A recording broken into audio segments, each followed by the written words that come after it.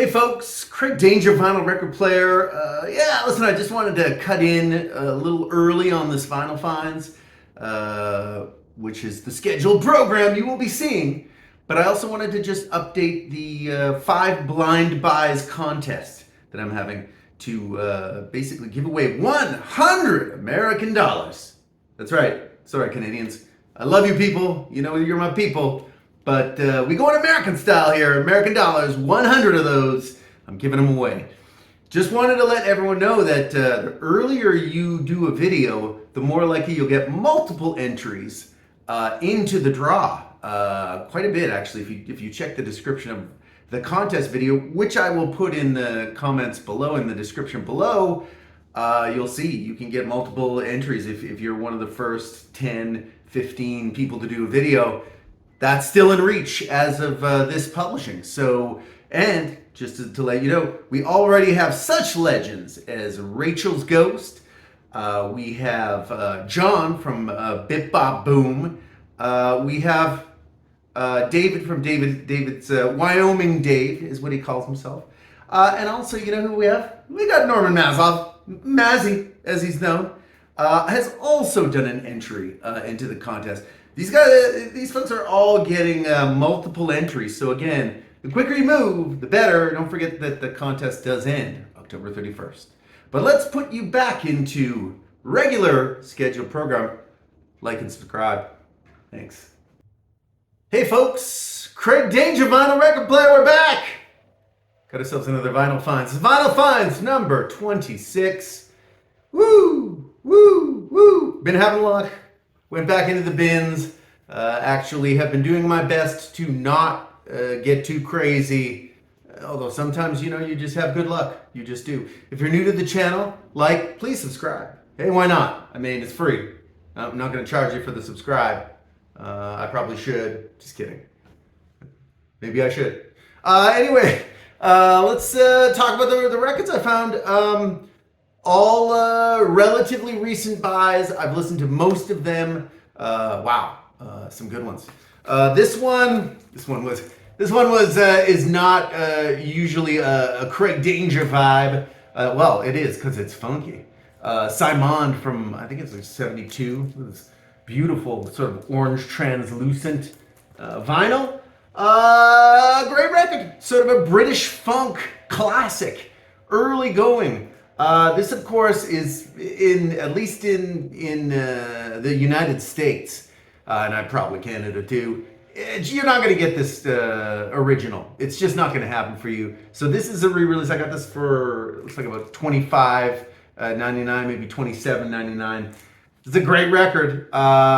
If you look at some of the reviews, their second record doesn't get the big plaudits that this one does, but also very good. But this one, very good if you're looking for kind of a funky change. This album has been sampled by rappers. A lot of really good grooves on this. Really, really funky record. And yeah, so this is Simond or Simond. Again, not 100%. But great record. If you see this reissue, it's worth a pickup if you like your music of the funky variety. So yeah, there's my first one. Oh, I've been getting big into Lou for some reason. That's the funny thing about Lou Rawls is never liked Lou Rawls' voice. I was like, oh, now I love it. Now I'm just like, oh, what's Lou up to now? Probably the key track for Lou has got to be Love Is a Hurtin' Thing. Ooh, I can feel the pain in that one. But anyway, of course, that's on this. It's a double compilation. The best from Lou Rawls, all on the Capitol label, as you can see on the back. Yeah, had to buy this. I've been picking up very quickly, actually, because these are available. You can get these on the cheap pretty much everywhere. This one was maybe about, what was it, $5? $2.99. It's $1.50 a platter, son. $1.50 a platter.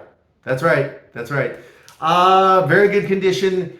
Or almost all of his 60s singles are on this one. Produced by David Axelrod.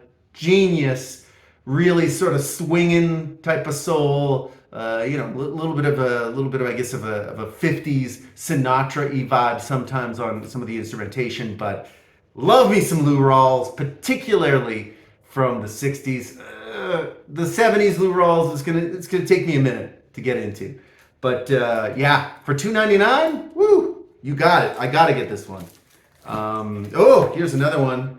I got at a local retailer. Everybody Needs Love, Gladys Knight and the Pips. This, of course, from '67.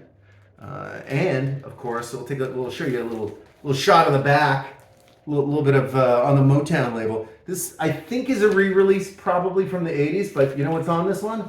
How about the original banger version? The number that went to, I believe it went to number 2. I heard it through the grapevine. I personally have always considered it the superior version.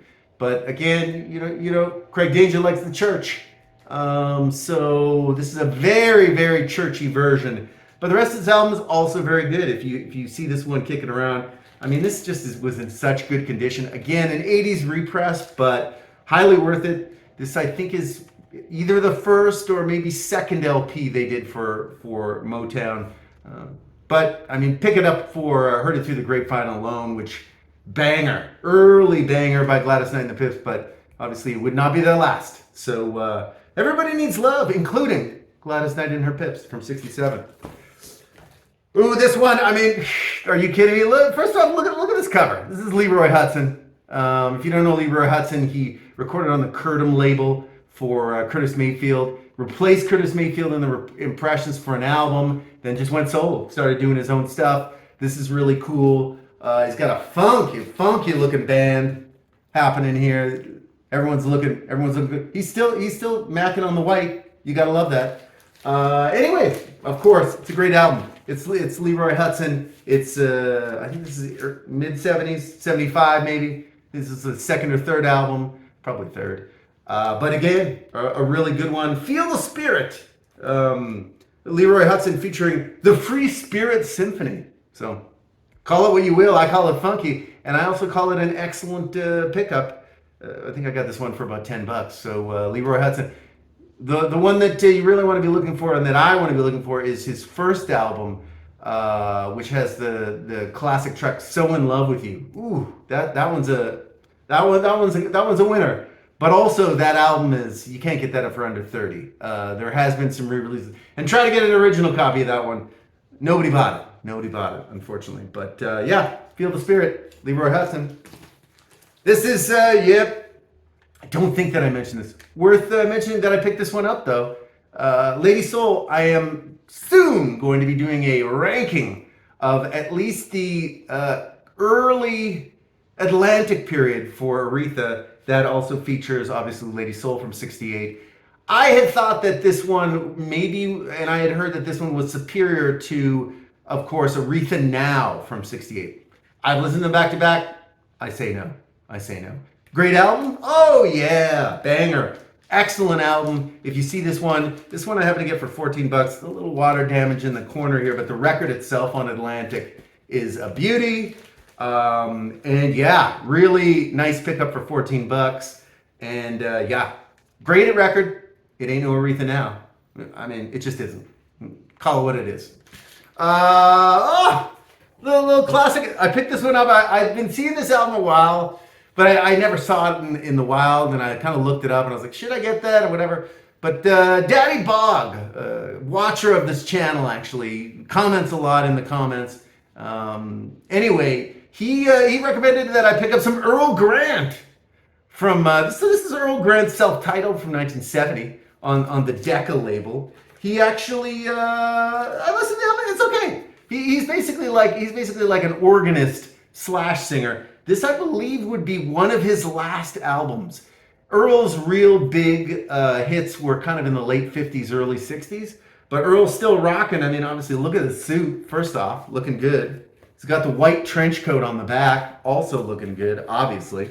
And then on the inside, we got Earl. I mean, I don't want to use the term frolicking, but I think I just did. So yeah, Earl looking good. And yeah, it's a fun album. I'm not sure that this is an album I'm going to be like, oh man, I am a fierce Earl Grant collector. But Earl's fun. He's a good singer. and also plays some good organ. So Earl Grant from 1970 on the Decca label. Interesting record. Interesting record. You see it for a couple bones? Where's the pickup? Where's the pickup? Oh, here's another one. This is actually I think this is like a Spanish pressing. Disco Escultura. We got the Full of Fire from, I believe it's from 76. This is almost caps off, if not caps off, my Al Green collection for the 1970s. Meaning we got a ranking video coming, friends. Watch out. Beware. Because Al Green, you're about to get your ass ranked, brother. Well, he's about to get his albums ranked. Anyway, by me, Craig Danger, final record player. But at any rate, yeah, I haven't listened to this one yet. I listened to it. It's fine. Al's starting to peter down by now. This may not have even featured Willie Mitchell on it. But again, this is more for completist reasons, and I'm sure it's good. It's Al. Like I say, what surprised me once I started listening to some of Al Green's 80s work is just how fantastic it is. I mean, it's Christian as hell. Is that a thing? That's not a thing. That's not a thing. But it's Christian as heck. Point being is that, it's actually very good as well. So, you still got the 70s, Full of Fire, Al Green.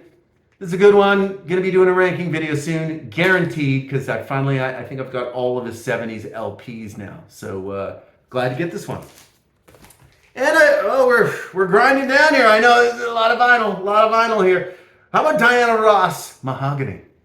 I believe this was her big screen debut was Mahogany. I've heard on the Motown label. I've heard that this is not necessarily the greatest movie, but the album is fun. And the glamour on the back. Can we see that? Can we get a shot of that? Oh, we can see that glamour. Yeah. Just figured I'd pick it up. I think on the As It Should Be channel. Probably DJ Crystal Clear may have mentioned this one, and I saw it for like a couple bucks, and I'm like, I'll give it a try. I listened to it, it's okay. I mean, I'm not going to be like, oh, you got to get this, you must, but you see it for in a dollar bin, you can pick this dog up, and it ain't no problem. Diana Ross as Mahogany, the soundtrack from 75. Oh, how about this for 3 bones here? How about Tupo Honey? I don't really have to say much about this album. This is kind of like one of the last key albums that I have to get by Van Morrison, at least in the 70s period, before I move on to his later 70s, his 80s, etc., etc. But yeah, got this one for 3 bones. Van's looking good. His lady's looking good. So is his horse. And yeah, decent, very good to, I would say, very good minus maybe. This record, a little bit of water damage on the cover, but $3. You get Tupelo Honey for $3. You got to buy that. So Van Morrison, Tupelo Honey, and big old vinyl finds this week for the 26th time in this short history of this channel, a little over 1 year, as a matter of fact. Happy birthday to me. Yeah. We'll talk about, how about this cover? Ooh, look at that. Look at that. How about New York City, Soulful Road from 75? Yeah. I mean, the cover alone, you got to pick that up. I do have the first LP by New York City. It's fantastic. It surprised me. It was complete blind buy. But I was surprised. I'm like, oh, really good. This album has a lot of ballads on this big dog, despite the clearly Abbey Road-esque presentation. A lot of ballads here. But again, not a bad band. This would be their second and last LP. But, I mean, you got to have this for the cover alone. And again, good band. I just think I listened to the first side and I thought, whoa, that's a lot of ballads on that, man. A lot of ballads. But side B, we'll find out. But again, New York City, Soulful Road. Look at that cover. That's a beauty. So, yeah, like, subscribe. If you're new to the channel, yeah, you can probably see some more of these things. But if not, no big deal. I thank you very much for watching. And you know what? I guess I'm just going to go ahead and I'm going to see you on the next one.